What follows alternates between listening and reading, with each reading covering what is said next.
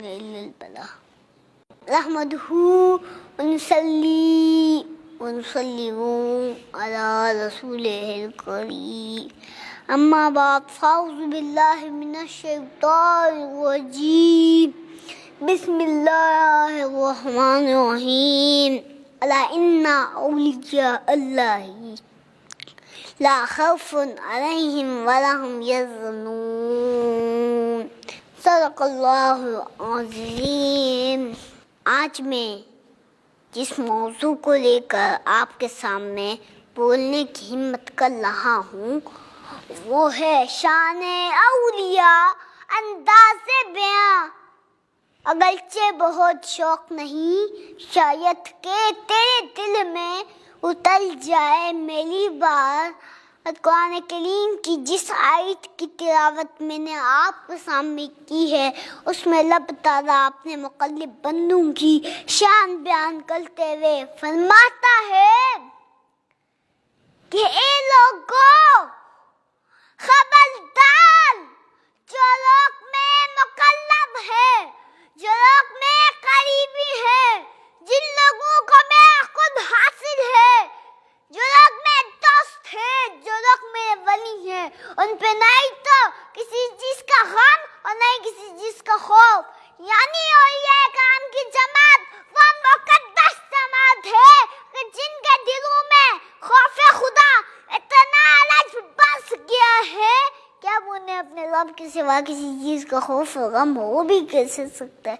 سامعین محترم، انہیں کسی چیز کا خوف اور غم ہو بھی کیسے سکتا ہے کہ جن کے بارے میں رب کائنات نے ایک اور مقام پر فرمایا کہ ہم دنیا اور آخرت کی زندگی میں تمہارے ساتھ ہیں۔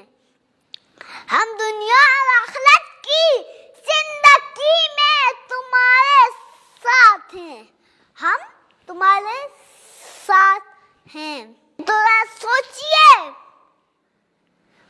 اور یا اللہ اتنی بڑی طاقت کے مالک ہو، اتنی عظمت اور جلالت والے ہو، اتنے قرب والے ہو، اتنے شرف والے ہو، اتنے تقوی والے ہو، تو نے اپنے رب کے سوا کسی چیز کا خوف غم ہو بھی کیسے سکتا ہے کہ جن کے بارے میں علامہ اقبال نے فرمایا کہ نہ تخت و تاج نہ لشکر اور سپاہ میں ہے، جب بات مرد کلندر کی بارگاہ میں ہے۔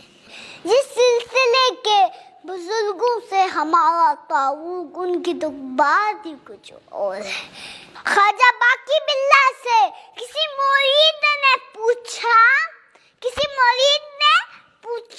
حضور بندہ تو فانی ہوتا ہے، باقی باللہ کا کیا معنی ہے؟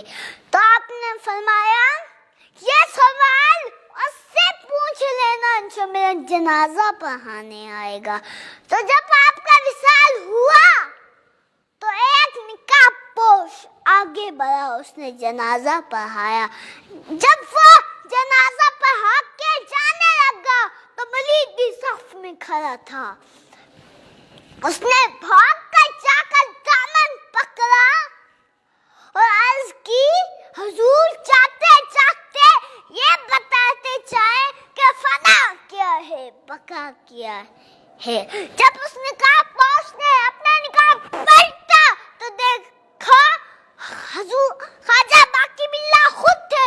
تو اس نے حیران ہو کے پوچھا حضور یہ کیا؟ تو آپ نے فرمایا یہ جو لیٹا ہے وہ فنا ہے، یہ جو پڑھا کے جا رہا ہے یہ بقا ہے۔ احباب ذی وقار اولیاء کرام کو بارگاہ خداوندی میں کس قدر قرب حاصل ہے اس کے بارے میں آقا کا ارشاد سنیے۔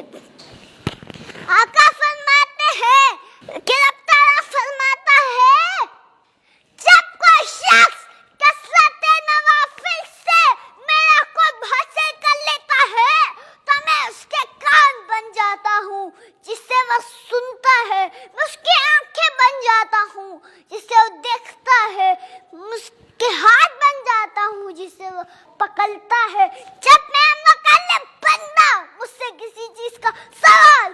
میں تم سے بے شمار عطا فرماتا ہوں.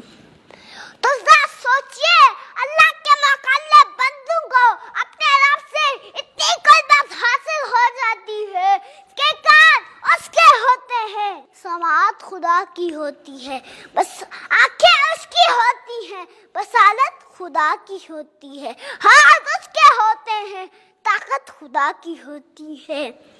اسی لیے تو کہتے ہیں لویا اگن لگے اگ ہوئے پھر کیوں نہ بندے وچ لب ہوئے، پھر کیوں نہ بندے وچ رب ہوئے. آخر میں میری گفتگو کا خلاصہ اور پیغام یہ ہے کہ اللہ کا فرمان کونوا مع صادقین پر عمل کرتے ہوئے کسی اللہ کے ولی سے دوستی کر لو، کسی درویش کا دامن تھام لو، کسی حق پاس کے قدموں سے لپٹ جاؤ، کسی اللہ کے ولی سے دوستی کر لو تاکہ تمہارا ایمان، عمال اور تقوی کی حفاظت ہو جائے، تاکہ تمہارے ایمان، عمال اور تقوی کی حفاظت ہو جائے، تقوی کی حفاظت ہو جائے. اللہ تعالیٰ سے ہمیں دعا ہے کہ وہ ہمیں اولیاء کرام کی اطاعت اور فرما برداری کی توفیق عطا فرمائے. میں اسی شعر کے ساتھ اجازت چاہوں گا کہ اللہ کیے چاہنے سے اللہ نہ ملے تو یہ اللہ والے ہیں جو اللہ سے ملا دیتے ہیں. وما علینا الا البلاغ.